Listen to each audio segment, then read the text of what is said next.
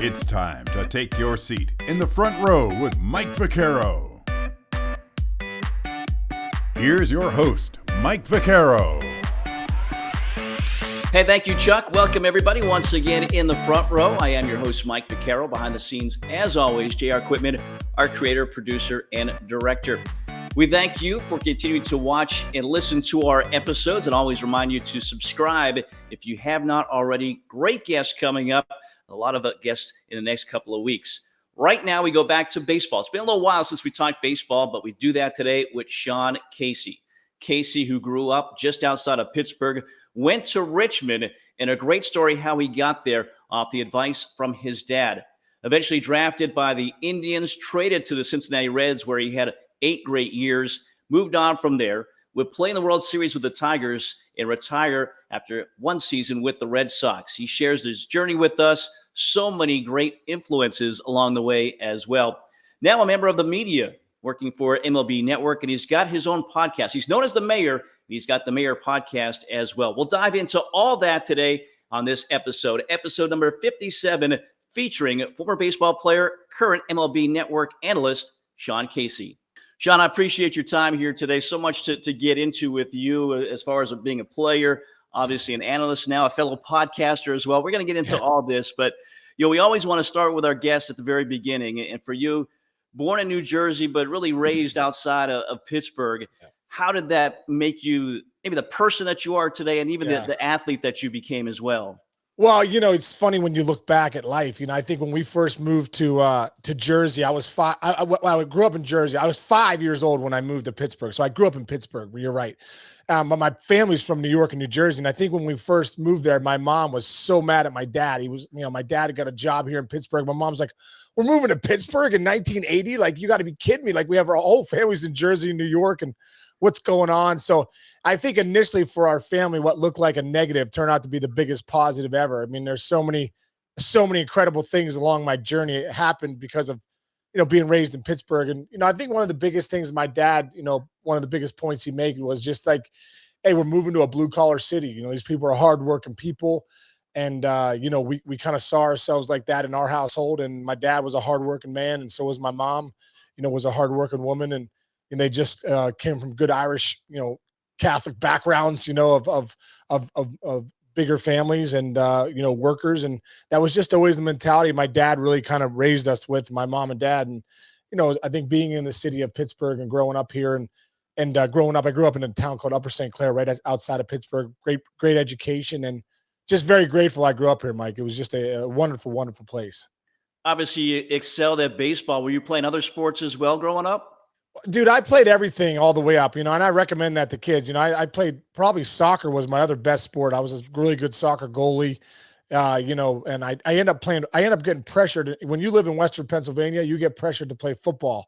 So in like freshman year in high school, I left soccer, which I probably shouldn't have, to play football. And that was not my sport. I was on the defensive line. I was just like, I was like, when do I touch the ball? Do we touch the ball here? Like, no, you're a pulling guard. You just pull out, and if you don't get to the corner, the linebacker kills the running back, and your career was basically over. My career ended. I broke my wrist my freshman year, and really struggled in baseball that year, and never really came back to football. So football ended that way. Basketball ended because I really wasn't quick enough, and I only dribbled to the right side. I could shoot free throws, which was really good. I had a decent jump shot. And then I realized I could hit a baseball, and I just started about my sophomore year in high school. I started just hitting a baseball every day, and that worked out for me. Yeah, obviously it did. It seemed like football, the injuries of football have sent a lot of guys, a lot of athletes to other sports to excel in. You took off, like you said, in high school. At one point, did you see that, okay, this is going to get me to college. This is going to get me to the next level? And when did, coaches start recruiting you? Yeah. Never. When I look back, it's funny. Really quick story. My journey wasn't like, I wasn't the big prospect. I wasn't the guy that you thought would, this guy's definitely going to play in the bigger, or this guy's even going to play college baseball. I really had no offers coming out of high school. I remember my senior year, I was a good hitter. I worked really hard at my craft. And I remember my senior year, I was a lot of my friends were getting ready to go off to college, and some playing college football, some playing college baseball.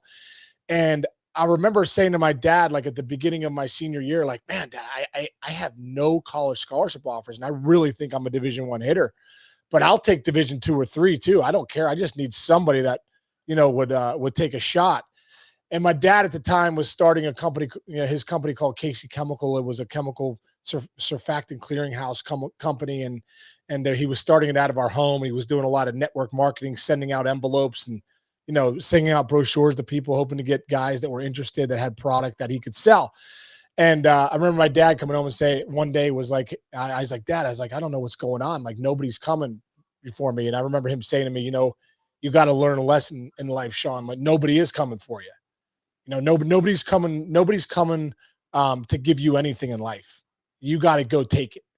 And you got to play offense, not defense in your life. And it was one of the just such a big lesson for me. He's like, listen, if you want to go to colleges, you want to go play Division I, Division II, Division III baseball, these coaches don't know about you, obviously. He's like, why don't you sit down tomorrow after school and write 30 letters to 30 places that you want to go? And he said, we'll sit down and after school, we'll do it. So I came after school one day, I sat down at my dad's desk. He's like, let's get going. So I did. Boom. I wrote the first letter. Dear Clemson, dear Penn State, I'm Sean Casey. I'm a great hitter. I'm a gap-to-gap guy. I'm a great teammate. I work really hard, and then College of Worcester, Marietta. I remember all these colleges I sent them to, all these different schools. And my dad's message was, you got to play offense, not defense. Go to them. If they're not going to come to you, go to them, And I remember after the 30th letter, can't remember to who it was, I was getting up to be done. And my dad says, hey, write one more letter. He pulled out a brochure. It's like University of Richmond sent me this brochure last year at the Keystone State games. He's like, send them one. So I sat down for the 31st letter. Dear Coach Atkins, Coach McQueen, my name's Sean Casey. I'd love to come to University of Richmond. I didn't even know what University of Richmond was. I didn't know a ton of these colleges. I just knew I wanted to play Division I baseball, and these were some of the schools I had been connected to at some point, or that I wanted to, reach out to.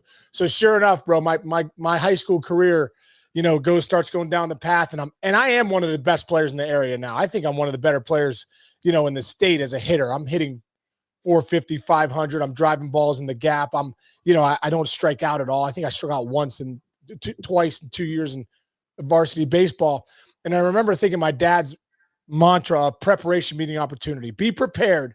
So when the opportunity comes, you'll be ready for it. I'm like, man, this guy, I think he's full of crap. Like, there's been no opportunities here in the last 3 years. So I remember with 4 games to go in my high school career, I end up hitting, best game of my life, bro.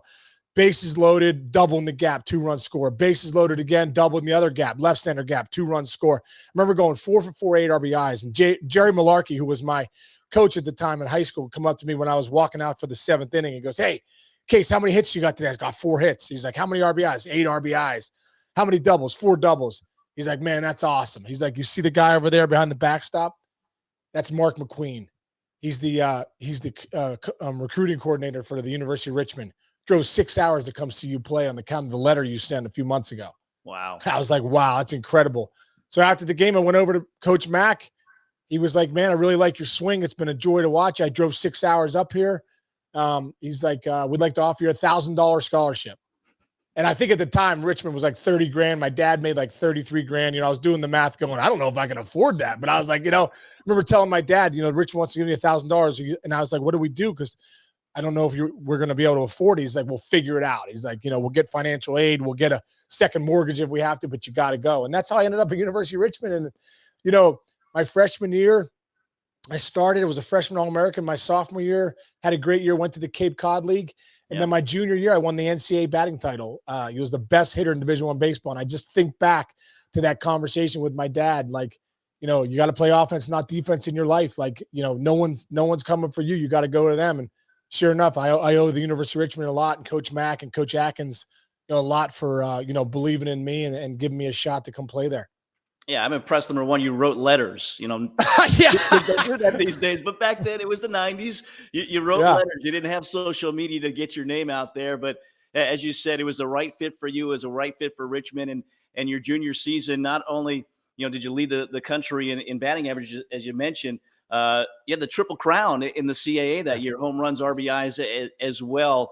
Obviously, your game translated to the CAA, to Richmond at that time. What was it? What helped you excel for Richmond? You know what? For me, I try and tell my kids and the kids that I work with in baseball, you get better on your own. You don't get better at practice. You don't get better, you get better on your own. And there was a lot of nights I spent at the Robins Center there at University of Richmond where they played basketball.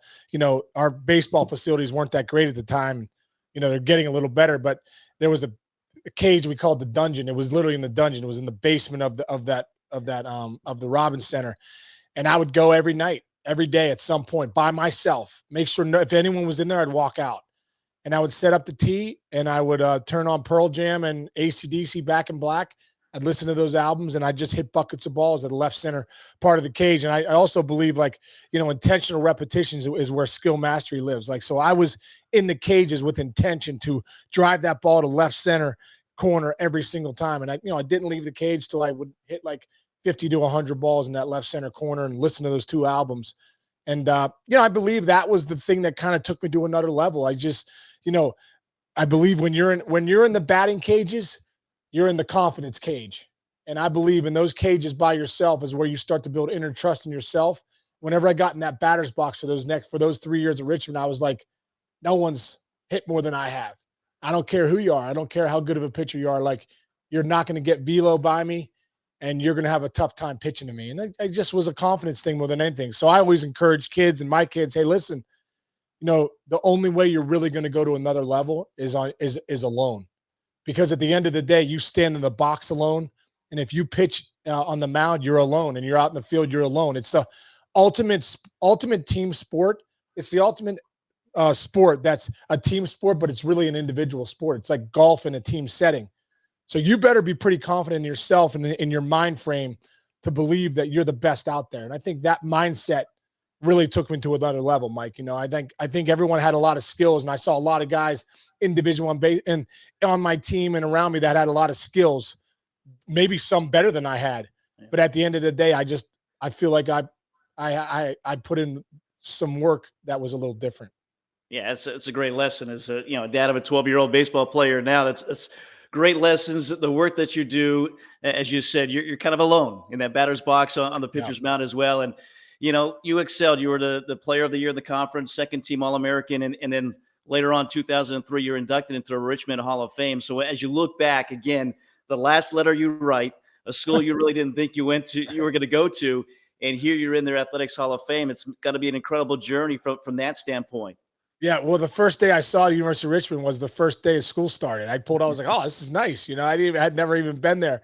So, to be in the Richmond Hall of Fame, I'm very humbled by the whole thing too, because I think one thing I do know, Mike, is I didn't get here alone. I didn't do all this alone. I know I took those swings alone, but my hitting coach, Frank Porco in high school, my Jerry Malarkey, who was my coach, here, a lot of the teammates, Coach McQueen taking the time to come see me, Coach Atkins, being such a great coach for me in college and a role model, all the teammates I had and all that. So all those great teams, that 95 team, we went to regionals that year. Those guys are still some of my best friends in the world. So, when I went in the Richmond Hall of Fame, it was really more of a we thing. I was very, very humbled to go in there. And that meant a lot to me, because a lot of great players have come before, even, the Brian Jordans and so many different players in all the different sports through there, the basketball teams and the great Sean Barbers and Mark Megnas and, all the guys that have played on the football teams. And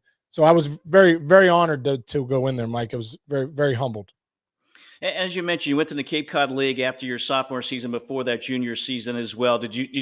Is that where you really started to make a name for yourself, and maybe the pro scouts had a chance to see, the Sean Casey guy from Richmond, he's pretty good? That was the place, man. When I went to the Cape, that was the place. You walk in and you got, Todd Helton's there for the summer. Everyone's, it's Todd Helton, and Darren Erstadt and Mike Lowell was there, and a lot of great players that were there in that summer, 94. But that's what, I ended up hitting 340 and leading the league in RBIs. And I remember thinking to myself, if these are the best players in the country, these are the guys who are going to be the first, second round picks of pro ball next year, I got a shot. I didn't know that I was, that I could hang with the guys that were best in the country, because you don't know till you know. And after the Cape Cod League, I walked out of there with my chest even a little higher to say, nah, I'm one of the best hitters in the country. And then, winning the NCAA batting title that next year, by junior year, I kind of proved it to myself. So just like I said, to have that experience to play in the Cape and to be able to compete against the best in the country really boosted my confidence more, to show me that, like, hey, you're right here. You're right where you need to be. Yeah, again, 461 batting average your junior season to lead the country, as you said, in the average. So obviously draft eligible at that time. You get drafted second round by the Cleveland Indians. Was there any chance of you coming back for a senior season, or did you think, okay, the next step here, it's here for me? No, I think it was nothing more to prove at college baseball. So, when I was the second round pick of the Indians, I was ready to get out there and pro ball and see if I, had a shot to make it to the big leagues. So yeah, I was ready to go. And, I can't believe I got drafted in the second round. Like I said, 3 years earlier, I was begging colleges to take a shot on me, and then 3 years later, I was a second round pick of the Cleveland Indians. Like, incredible to me. Yeah, that was 1995, a couple of years in minor league ball. And then you get the call up, you get the chance for your Major League Baseball debut. Do you remember that? Can you take us through that? Yeah. Oh man, I remember it like it was yesterday. Yeah, we had just won the night before, we had won the AAA championship, and I was fortunate enough to hit a home run to win the game in the 10th in Iowa. And after the game, I came in, the champagne's going, and Mark Shapiro at the time, who was the minor league coordinator for the Indians, and Brian Graham, who was the manager, they called me in the office. They're like, "Hey, congratulations on the home run." I'm like, "Oh, thanks so much." They're like, "Hey, your season's not over. Like, you're going to meet the big league team tomorrow in Chicago." And I remember just being like, I started to cry. I just was, it was the best conversation probably of my life. And I just remember feeling like, this is incredible. And I just wanted to talk to my parents. I ran out, there was no cell phones back then. So I found a payphone. I dialed up the credit card, called my mom and dad. They answered. I was like, I just hit the home run to win the AAA championship. And then you're not going to believe this. They just called me up to the big leagues tomorrow. I'm meeting the team in Chicago to play the White Sox. And, my parents are like, "We'll be there." They start crying. I'm crying. They're like, we'll be there. So the next day in Chicago, we show up, and when we're walking in the clubhouse being like so nervous, and Matt Williams is one of the first guy that I crossed paths with. I shake his hand. He's like, "Nice to meet you." I'm like, "Oh my God." Like, I was such a big Will Clark fan growing up. He was kind of my idol. And Matt Williams, so I followed the Giants, and Matt Williams was the big third baseman on all those Giants teams. And so I was like, wow, I just shook Matt Williams' hand. You got to be kidding me. And then I was like Jim Thome and Manny Ramirez and Oral Hershiser and Dave Justice. So many guys came over, and it was just such a cool moment. And that night we're in the dugout, and I'm thinking, man, I just hope I don't even care if I get in or not. I'm just so glad to be here. And in the 8th inning, we're sitting at the end of the bench, and Johnny Gorel, who was the bench coach, I believe at the time, came up. He's like, "Case," he's like, "if Dave Justice hits, you're going to hit for him." I'm like, oh my God, Dave Justice. Like, even those names, I mean, my name being in the same sentence with Dave Justice and these guys that I grew up watching. So sure enough, Dave Justice going to hit. They pull him back, and here I go to hit. And what's funny was, none of my equipment came from Buffalo. Our equipment, for whatever reason, didn't make it on the flight, or so it had to be shipped, the next series. So I'm going up for my first big league at bat. I got no helmet. I got no bat, no batting gloves. And I remember going to the rack, and I'm looking, when you get to the big leagues, now you got the 1-ear flap helmet. That's what you play for. You're in the minors and the college, you still got the 2 double ear flap. So I get up there, and I don't have a helmet. I'm going through the helmets. I'm a 7 1/4. I pull out Tony Fernandez as a 7 1/4 lefty helmet. And I don't know anybody on the team, but I'm in dire straits right now because I'm about to go up for my first big league at bat. So I walk up to Tony Fernandez. I'm like, "Tony, is there any chance I could use your helmet?" It's 7 1/4. He's like, "No problem, my friend." So I take the Tony Fernandez 7 1/4. I get Jeff Manto's batting gloves, another buddy of mine. Mick, can I use your batting gloves? Yeah, use his. Well, now the big thing was the bat, man. Like, your bat's everything. You don't want to go up there with a Jim Thome bat. Like, it'd be like swinging a tree trunk. So I'm like, I got to try and find the model that I swing as anyone swings. So I swung a T141 Louisville at the time.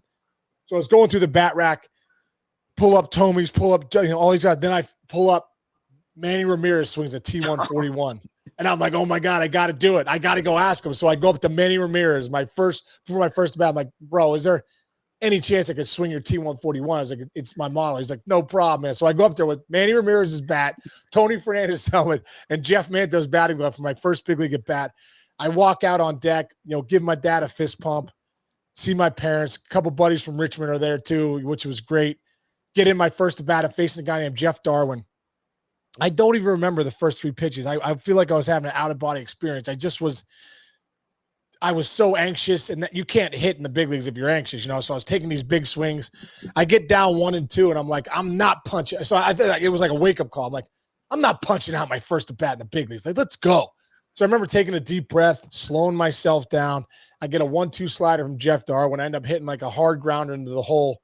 Got the hit. And I remember looking up. I remember just at that moment looking up at my dad, really thinking about some of the conversations we had over the years, especially that conversation, writing those letters and standing on first base in the big leagues and thinking, we did it. Like, we did it. Like, they can't take this away. Like, I'm in the books forever with 1 hit in the big leagues.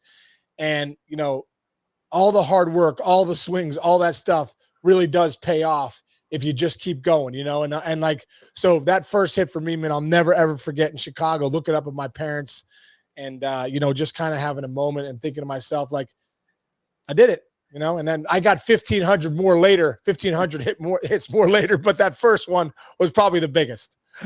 With Manny Ramirez's bat, as you said, hodgepodge of equipment, but it certainly worked out. Do you have that ball still? Do you have that? I have it. Off your first hit? Yes, I got it right here. Right here. Wow. First major league hit. I don't know if you can see it. That's awesome. Yeah, isn't that cool? And the Indians was so cool. They took it from me at New Comiskey Park. It was new in 1997. Yeah. They took it and they had an artist. Isn't that cool that they do that? Yeah. They had an artist take it and like do the artwork for it. So yeah, I still have it up on my official ball. And this is back when it was the American League. Now it's Major League Baseball balls. Yeah. Back then they used to have American League, National League balls still. So yeah, one of the coolest things I have in this whole room. Yeah. September 12th, 1997, your first hit with the Indians. So again, success there, but eventually you get traded. 1998, you get traded from Cleveland to Cincinnati. Obviously it was a great move for you, but was it hard to be traded for the first time? It was hard, man. It really was, because you think at that time of your life, you're just playing for the Indians. And I remember Mark Shapiro called me in. John Hart was on the phone. He was like, listen, we got good news and bad news. The bad news is you've been traded. The good news is you're going to the Reds, to the big leagues tomorrow. I got traded 14 hours before opening day for the number 1 starter of the Reds, Dave Burba, the opening day starter. So, part of me was a little nervous, like, man, I hope I, get a warm welcome in Cincinnati. They just traded their opening day starter for a top prospect. You know what I mean? So, but yeah, going to Cincinnati for me, Mike, was the biggest blessing of my life because it gave me a chance to start my career. I mean, coming up behind Jim Thome, that's not a great place to be. So Richie Sexton and I were the two prospects for the Indians. Talk about drafting well. And Richie went on to hit 350 plus home runs in the big leagues too when he got traded. So we both at one point were able to start our careers, but going to Cincinnati was the biggest move for my career, being there for 8 years and having a chance to make my mark, in the big leagues and be an everyday starter. 1999, kind of your breakout year. Why was that? What came together that year that things clicked for you and you had such a great season? I just think confidence-wise, I got out the gates. I remember opening day, I think I went 3 for 4 with a home run to tie it late and against the Giants. And then that's the team in the background. That 99 team was one of the most magical teams ever. Mike Cameron, Barry Larkin, Greg Vaughn, Dimitri Young, Taubensee, Aaron Boone, Pokey Reese. There was just so much, Pete Harnish, Denny Nagel. There were so many good guys in that team. And I think just being a part of that team, like gave me coming out and playing well, making the All-Star team in '99 with the All-Century team was unbelievable experience. But I just think I got out the gates hard, and I got out fast and was playing really well. I was hitting 371 at the break that summer. I mean, it was incredible. And I look back with it was 17 homers and stuff. So I think that summer of just getting hot really, really gave me a lot of confidence that I could play at an all-star level in the league. Again, as you said, it was your first all-star appearance. What's that like when you make that first appearance and you look around and see all these other big names and stars and probably guys that, you idolized growing up with?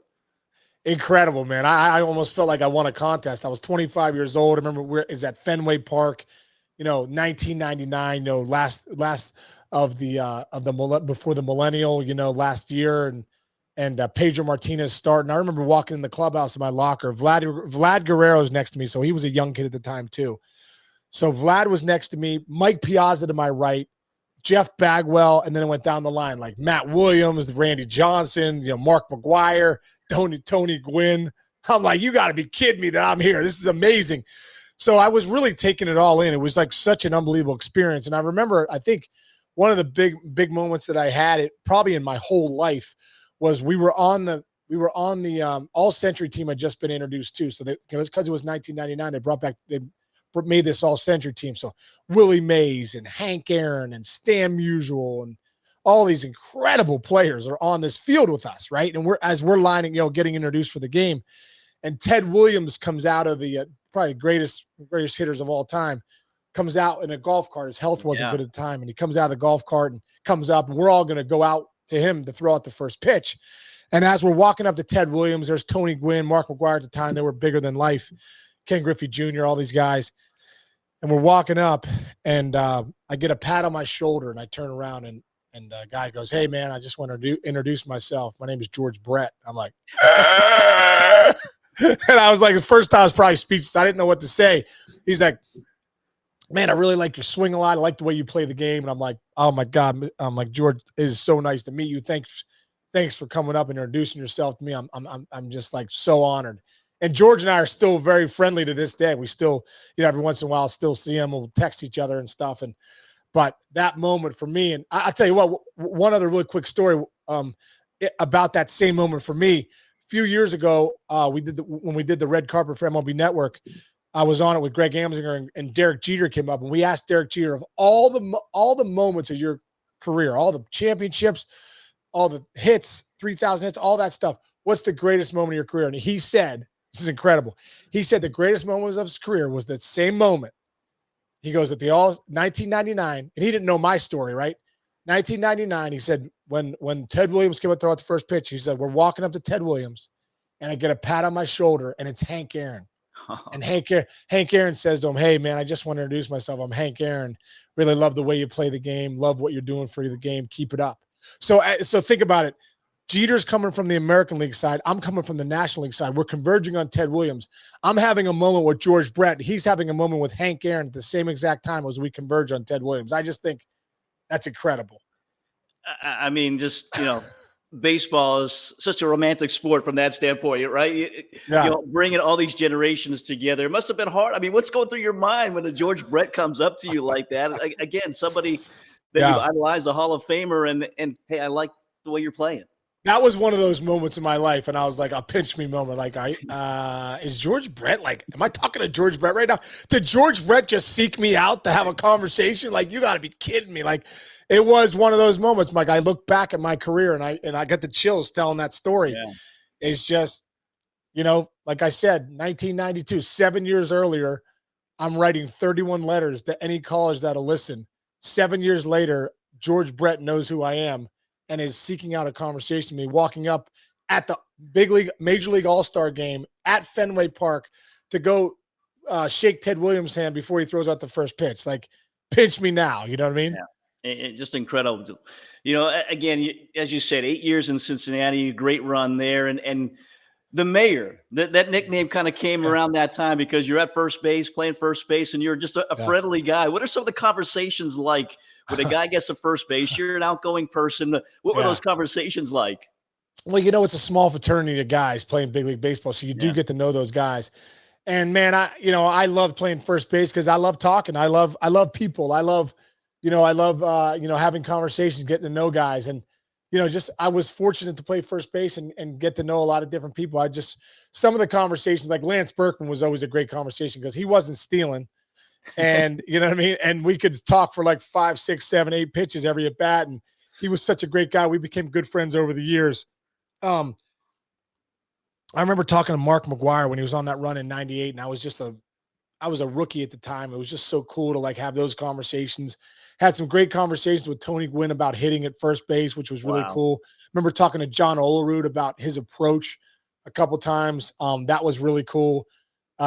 Jeffrey Hammonds, who was one of my favorite teammates with the Reds, he was just I always tell him, but I remember talking to him at first base one time. I go, bro, one thing I realized about you, you're the coolest dude I've ever met. Like, I always say, like, you open up the dictionary and you want to look up cool, Jeffrey Hammonds pops up. You know what I mean? So there were so many good conversations, man. I remember at the All-Star game in 99, Carlton Fisk was the first base coach. So I remember having a lot of conversations with him as the game was going on. I think the greatest thing too, Mike, is that, not only the players you get to talk to, the first base umpire, John Hirschbeck's a good friend of mine for all the conversations that we had over there. Dave Collins was one of my favorite coaches with the Reds. When he went to the Rockies after that, I used to love playing the Rockies, to have a conversation all game with Dave Collins. So many, Dave McKay was with the Cardinals, and so many great first base coaches that I remember having conversations with. So it was just a perfect position for me, brother. That fact that I could, if I was a center fielder, my leash would have been a lot less, because it had been so lonely out there, All right. So you mentioned Lance Berkman. You knew he wasn't going to steal. The guys that you knew were going to steal, did you talk to them to try to distract them? Oh my God. Well, one of the first conversations I ever had in the big leagues, Ricky Henderson got on first, and I remember holding him on, and I was so excited to talk to him because, dude, I didn't know I thought my days were numbered. I wasn't hitting well at the time. I was 3 weeks in. I'm like, I got to get as many conversations in as I can. I was also asking guys that, could you sign a ball and send it over? I'm like, I got to get as many autographs and conversations in as possible before they realize I'm a fraud and they're going to send me out of here, So I remember talking to Ricky Henderson, hey, man, no way to swing it, really, really big fan of yours. And he kind of looked at me, didn't even respond, and then bam, he took off running. And I was like, oh, maybe I shouldn't talk to the base stealers. You know what I mean? Like Craig Counsell, I always joke around with Craig Counsell. He was the worst. He would come to first base and never say anything. I'm like, dude, you seem like a good dude. And I asked him afterwards, like a couple of years ago when he was coaching Milwaukee, and I was with the MLB Network, and I was like, bro, I was like, what's going on? Like, how come you never said hi to me at first? He's like, bro, I'm so sorry. He's like, Pat Murphy was my coach at Arizona State, and the guy or Notre Dame. He's like, my guy was a stickler for talking to the other team. He's like, I was always scared to say anything to anybody. So that's how I played the game. I was like, that makes sense. So, there was a few guys. One other time, Mike, really quick. My rookie year, I was holding on to Henry Rodriguez. I don't know if you remember him from the Montreal Expos, O. Henry. And back in the day in Montreal, whenever you would homer, they would shower the field with O. Henry bars. And I remember one time we're playing them in Cincinnati, and he gets on with a hit, and I remember holding him on. Ron Vallone's on the mound, who's a lefty, and I just got called at the big league, so I don't know Ron Vallone's move. I don't know really anybody. And Henry gets his lead, and I remember saying to him, hey, man, that's really cool. Excuse me. That's really cool when you hit those home runs in Montreal and everyone showers the field with O. Henry bars. And I remember Henry Rodriguez has his lead, and he turns to me to say, hey, thanks, man. And he's not stealing, right? But right when he turns to me, Ron Vallone step-off picks with a lefty move, and he throws it to me, man. I catch it. I'm like, oh, my God, do I suck. I'm like, I'm so sorry, dude. Like, I had no idea he was going to pick over. Like, this is such a, so you're out though. I tagged him out. And I was like, I felt so bad about that. So that's the only time I ever picked a guy off. With the candy bar helped pick him off. Yeah, O. Henry candy bar got the Reds an extra out in 1998. There you go. Well, again, 8 years with the Reds, it eventually comes to an end for you. You get traded, but to your hometown Pirates. Yeah. How did you see that trade? Obviously you go back closer to home, but again, 8 years were really good in Cincinnati. Yeah, I was devastated at first, I think, because I thought I was going to play my whole career in Cincinnati. It's another one of those things, man. Like we talked about moving from Jersey to Pittsburgh. Is this a good thing? Yes. A lot of times in life, when we think things are the end of the world, they turn out to be the biggest blessings in our life. We just don't see it at that moment. But when you look back, you go, oh, okay, this makes sense. So going to Pittsburgh for me, leaving Cincinnati, I felt devastated, but it turned out it was one of my dreams was to play for the Pirates. I grew up here in Pittsburgh, a big Pirate fan. So I was fulfilling another dream. So played for Pirates. I was so grateful to wear the Pirate jersey. I broke my back like 2 weeks into the season. So the season didn't go exactly as I thought. I came back, ended up hitting pretty well when I came back and got traded to the Tigers. So I almost feel like I was getting to the Tigers via Pittsburgh. And I was with Jim Leland and Andy Van Slyke. All of the coaching staff in Pittsburgh were the guys that I idolized growing up here in Pittsburgh, was the coaching staff in Detroit.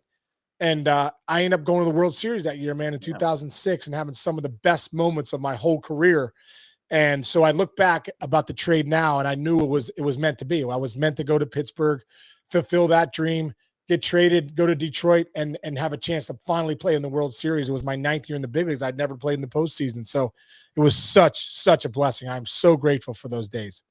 Yeah, I mean, I guess you learn the business of baseball probably pretty early on, right? And it's maybe hard that first time you get traded to not take it personally, but then after that, do you realize, okay, this is a business? Mm-hmm.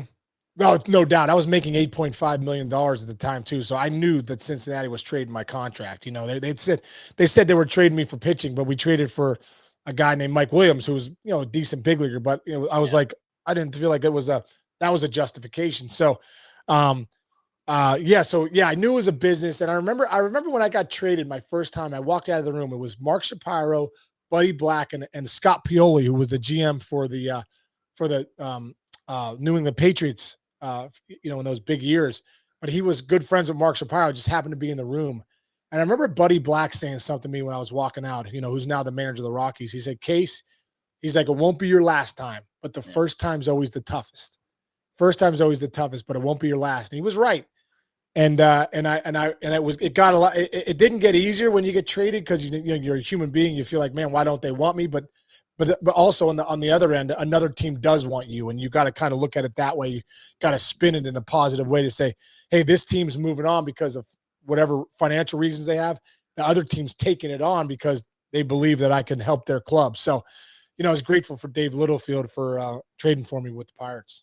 Yeah, I mean, nowadays, you don't see that guy playing for that one team his entire career. It just doesn't happen for a lot of different reasons. But again, for you, 9 years it took you to get to the World Series. You finally do get to the World Series with Detroit. What was that like? What was that, that experience? Obviously, you had a good World Series. The Tigers didn't win it, but you personally performed really well. Yeah. It was an incredible experience. I knew how special it was at that time in my life. I was 9 years in the big leagues. I didn't know if I was going to ever play in the postseason, let alone the World Series.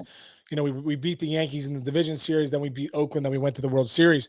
So I remember pulling Justin Verlander and Curtis Granderson, aside. And I remember having a conversation with Verlander saying, hey, listen, man, I know you're a rookie and you might think this happens every year, but it doesn't. Like, it's not easy to get to the World Series. This is my 9th year in the big leagues, and I know what a big deal this is. This is a huge deal. So many things have to go right. And so for me, man, I remember getting a hit in game 2 to put us up, I think 3-0 in the 6th. The roar of the crowd, I'd never heard anything like it. I'd never heard anything like the roar of that crowd and those fans going crazy. And then I hit a home run in game 4 and game 5. And I remember rounding the bases in game 4 after I homered in St. Louis. And it was almost like the dream within the dream, Mike. It was like, you make the big leagues. I remember that first hit with my dad, looking up at him. And then here we are at the World Series 9 years later, homering in the World Series. And it brings you back to when you're that 12-year-old kid in your backyard playing wiffle ball, saying, and Sean Casey homers in the World Series.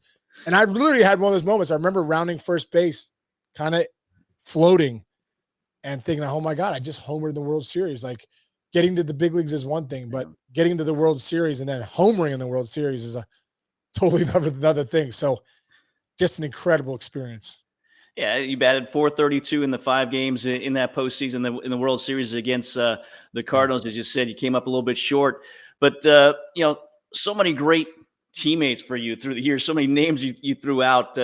Is there a guy that you look to and say, this is kind of the best talent I had a chance to play with during your days? I mean, Ken Griffey Jr. was the best. I mean, I think he's arguably the greatest player of all time. So to play with him for 6 years in Cincinnati was incredible. He had some unfortunate, injuries when he was there, but I already saw what I needed to see in Seattle. And then when I saw him when he was healthy in Cincinnati, like, it's just different. The way his swing was the sweetest swing maybe Major League Baseball has ever seen in the history of the game. And just the way the ball jumped off his bat was different. The way he moved in center field was different. David Ortiz was also another guy in Boston, the way he, was so clutch and the way he could hit. Manny Ramirez, his right-handed swing was probably the best, I'd ever seen. Magglio Ordonez that I played with in '06, just the way I think he hit 360 that year, but the way he could hit. Granderson was fun to watch. Justin Verlander, I knew he was going to be I really felt like this is a Hall of Fame arm. If he stays healthy, he's got a shot. And just the way he works and the way he goes about his business, that was impressive too. So many great players, man. Yeah. Johnny Lester, Josh Beckett, Euclid was a great player. Mikey Lowell, Dustin Pedroia, man, one of the grittiest dudes I've ever played with. Adam Dunn, some of the greatest power I've ever seen in my whole life. Chris Reesema was one of my favorite teammates. Closer, starter, good friend of mine. Just a lot of great players. Danny Graves, I could go down. There's so many guys, when I think about it, but Austin Kearns, just a lot of great memories, man. Yeah. And that lineup, I mean, Mike Cameron, Barry Larkin's one of the greatest ever. Lark was kind of my mentor and, a guy that really showed me how to be a professional. So grateful for him for that. Greg Vaughn was one of the greatest leaders I've ever played with. Dimitri Young, one of the best pure hitters I've ever seen. Eddie Taubensee, one of my dear friends in the game.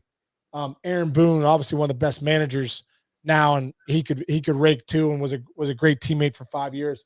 And Pokey Reese is probably the best defender I've ever seen in my life.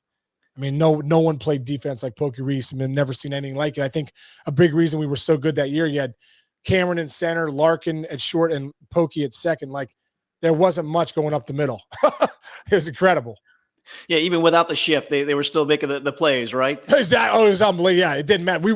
That was the shift without the shift. You didn't need it. I mean, these guys covered so much ground. 12 years for you. It eventually ended. You played 69 games for the Red Sox in 2008. When you come to the end, you decide to retire. What goes through that? Because again, as a pro athlete, as an athlete, I'm sure you think, hey, you're immortal. You're going to play forever, but it does eventually end. Yeah. You know what? Being in Boston that last year was incredible. And, I hit 322. So I think I probably had some more in the tank, but I had 3 kids at the time at home. I was starting, it was my first year off the bench. All those years I'd been a starter. It's a different role off the bench. And listen, it's a tough lifestyle, family lifestyle. And at that point, I just wasn't willing to, wasn't willing to play 1 or 2 more years coming off the bench and just keep missing time at home as my kids were starting to start school. That was my thought process at the time. And, I am so thankful and grateful for Major League Baseball, for the game of baseball, for everything that it's meant to me and my family. And, it was just time. And I was fortunate enough that Major League Baseball Network was launching that next year. And I was able to kind of fall into that job for the last 15 years. So I'm the luckiest, most blessed human alive, Mike. I there's not a moment in my life that I look back as I'm 48 now. And I just say, thank you, God, for everything that's happened. Yes. And as such an outgoing personality, I would think it was a no-doubter that you were going to go into, broadcasting. MLB Network, you've got, the Mayor podcast as well. Right. Was that in your mind as you were coming toward the close of your career? Yeah, a little bit. I didn't know what I was going to do, but yeah, I thought about it. I didn't know how it was going to happen though. And I met Harold Reynolds at Game 5. It's just another divine intervention. I met Harold Reynolds at Game 5. He was doing TBS work. I mean, MLB Network didn't even exist yet. And, he came up to me, to talk around the cages. And I'm like, hey, Harold, how do you like being a studio analyst? He's like, I love it. He's like, why are you asking that? I was like, well, I'm done after this. I'm going to retire after this year. He's like, dude, you're hitting 322. I was like, yeah, I know. I was like, but I'm ready. And he was the guy that put me in touch with Tony Petitti, who was starting MLB Network. And he's like, you got to talk to Tony Petitti. So sure enough, he reached out to Tony. Tony reached out to me, and they launched January 1st, 2009. That was October 2008. And, here I am 15 years later working at the network. It's been one of the greatest jobs I've ever had in my life. And not a second goes by that I don't appreciate that job and just still being a part of Major League Baseball and being in the game. Yeah. Is that does it give you the feeling of being part of a team still? It does. Yeah, it really does. There's so many guys, Greg Amsinger's, Matt Vasgersian's, Robert Flores, Adnan Virk, the host, and then, Millar and Plesac and D. Rowe and Cliff Floyd and Carlos Pena and Yonder Alonso and Chris Young and just some really, really good dudes. CC Sabathia, a lot of good dudes that are a part of that network. It makes you feel like you're part of the team. Al Leiter, yeah. So many great guys. Jimmy Tomey. I was flipping to Jim Tomey a couple months ago. We were doing a demo and never heard a wiffle ball whistle like that in my life. I'm like, geez, that wiffle ball is literally screaming. And I remember thinking, like, this is incredible. Like, I'm getting paid right now to do a hitting demo with Jim Tomey, and I'm flipping in wiffle balls. You got to be kidding me, Incredible. Yeah, is that part of it, the best part of it when you get to do those demos, you get to kind of break down somebody and do a little coaching there and sometimes in the studio.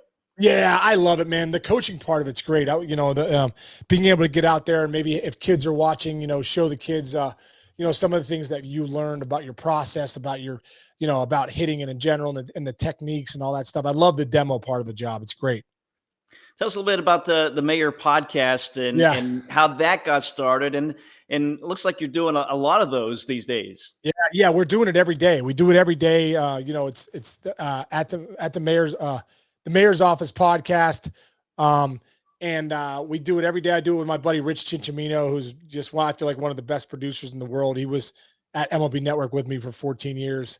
And we do it every day. You can find us on Spotify, Apple, wherever you get your podcasts, and also on YouTube. We take pride in that. We do it like you do. We do a video. We just hit our 230th episode the other day with Bronson Arroyo playing some tunes on the air, which was cool. And I just love doing it, man. I love doing it like you probably love doing it. I love getting guys on. I love picking their brains. We try to have a guest once a week. And the other days, Chinch and I are just talking baseball, talking life, talking mental performance, which is great. And I just started a mental performance coaching program too, called Breakthrough Pro, that I'm about to launch, Breakthrough Pro 2, the second session. And I think the mental part of baseball was such a big part of my life, and the mental part of life really too. And so I love taking some of the skills that I've learned over the years, and I put together a really cool program, for kids 14 and older, but it's really for adults and kids, like we say, breakthrough to a pro mindset in life. So I got a lot of cool things happening, man. I'm very, very grateful for a lot of passion projects and things that are going on. And it's just been a lot of fun, Mike. Have you done some coaching with your kids? I know you've got a son at Dayton, a son at Kent State as well. Were you their coach growing up? Yeah, I was their coach growing up. Not the head coach. I was always the assistant coach, so I didn't have to send out the emails. I did the fun stuff. Excuse me. I did the fun stuff with, just being able to do the hitting, fielding, pitching, and stuff like that. And it's fun now. My son's a sophomore at Kent State playing baseball, so still get a chance to work with him when he comes home and hit in the cages and talk baseball. So it kind of gives me my fix. Almost out of time, but I want to ask you a couple of things about the current game, obviously, with some of the changes, the pitch clock and doing away with the shifts as well. What's been your take on what they're trying to do and try to speed up the game, which, again, you're kind of an older school guy that came up in the 90s and earlier than that in college. But, what do you think about some of the changes they've made? I love it. It's like you think about the NBA without the 24-second shot clock, without the 3-point line. Think about football without the play clock. You think about, all that stuff. I mean, the games, people would say, no, would be a terrible product because it's better with the clock. The game, listen, at the end of the day, the attention spans of all of us now are a lot less. And, we want to see action. So the 15-second the 15-second pitch clock, 20-second clock when guys are on base, I think it's a great thing. And they did 8,000 innings in the minor leagues, and they proved, the proof was in the pudding that the games were, right around 238, 240, taking off 20-some minutes. That's a big deal. The games are the ball is put in play more. Strikeouts were less. More, with the bigger bases, more guys are stealing. It'll be interesting to see with the shift. I think it's better with, that they're taking it, that they're making it like an illegal defense. But we'll be interesting to see how that rule goes, because that's more of a player adjustment rule. And I don't know how many rules you can keep digging in on as far as that goes. But it'll be interesting to see.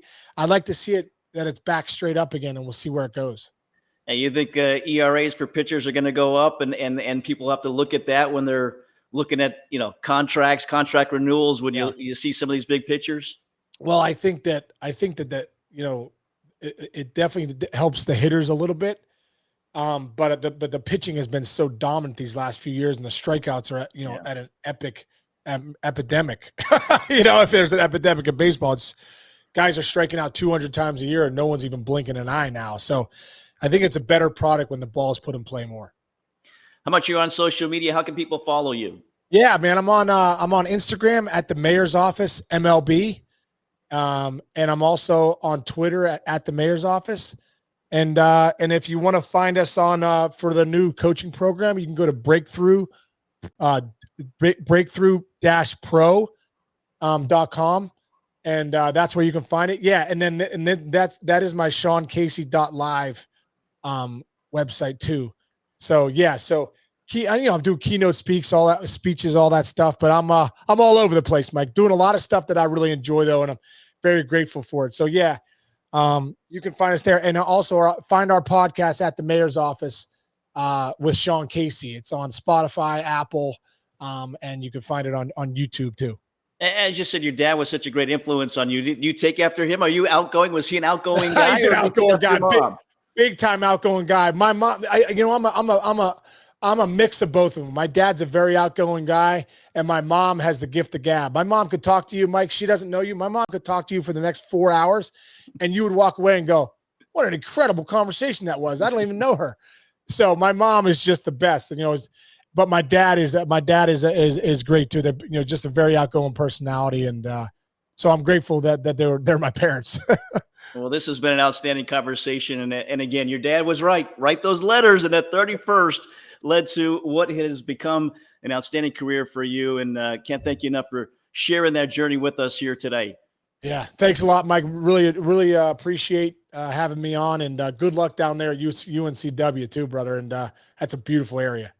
Yeah, you know this. Do you remember what your record was against the Seahawks during your? I think we did pretty well against them. Do you know? Okay. I know we did well against them. I remember my freshman year, I believe the CAA tournament was there. I remember facing Wayne Gomes there, and he was throwing like 100. I'm like, whoa, that's different. You know what I mean? So we loved coming down to UNCW. Yeah, CAA, a lot of talent. You mentioned Verlander, who played at Old Dominion in the CAA at that time as well, or after you, I guess, as well. But Sean, again, I can't thank you enough for joining us. Best of luck this year in the MLB Network, and certainly with a podcast. Had a chance to watch a couple earlier today, and very entertaining podcast as well. Yeah, thanks a lot, Mike, and good luck to you, brother, and I'll see you down the road. Wow, another great guest there. Sean Casey joining us. Great personality, big personality as well. I appreciate his time. Also, a special thanks to Randy Slack for helping connect us with Sean for today's episode. As always, thanks for watching. Thanks for listening. And we remind you again to subscribe to our channel. You don't want to miss such great guests we have lined up coming up here very shortly. Until then, Mike Vaccaro here, JR Equipment behind the scenes. We thank you for watching or listening. We'll see you next time for another edition of In the Front Row with Mike Vaccaro. Have a great day, everybody.